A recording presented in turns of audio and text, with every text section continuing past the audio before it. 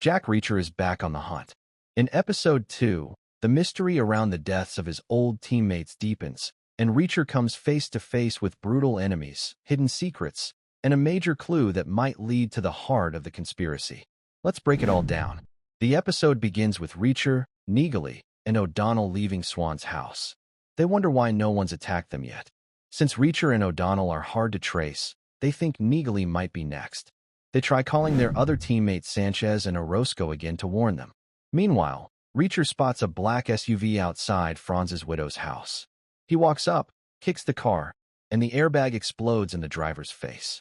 Reacher beats the man up, only to learn he's an NYPD cop named Guy Russo, who's actually investigating Franz's death. Realizing their mistake, the group quickly leaves.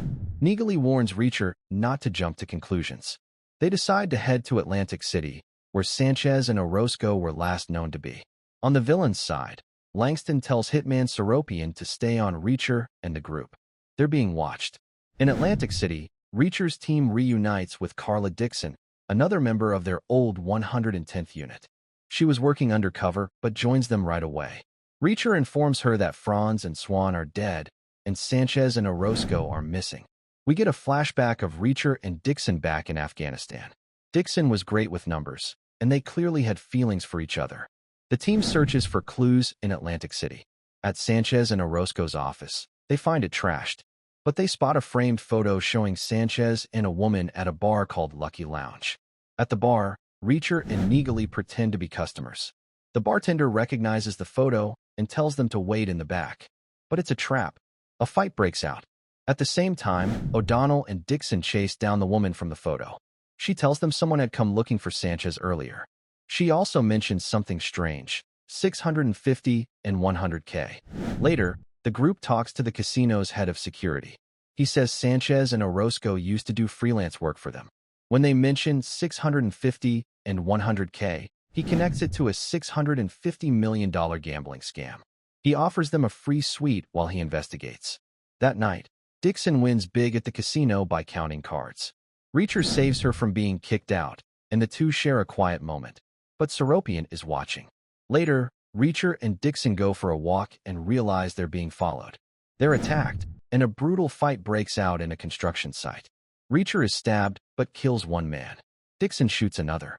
Then Reacher kills Seropian by drowning him in cement. They find Seropian's phone and files on all of the 110th members. Reacher calls the last number. Langston answers. It's clear, they're being hunted. They also find a clue, a parking pass for a company called New Age Technologies. Before leaving, they bury the bodies in wet cement. Reacher turns to Dixon and says, "I'm thirsty. Want to get a beer?" That night, Reacher and Dixon finally give in to their feelings and sleep together.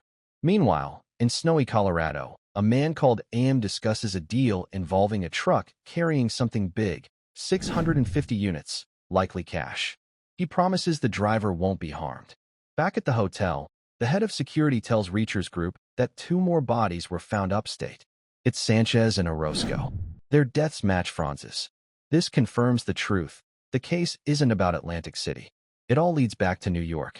With 3 teammates dead and a $650 million scam in play, Reacher knows things are only going to get worse. He looks at his team and says what we're all thinking. We're going to need more guns. The war is just getting started.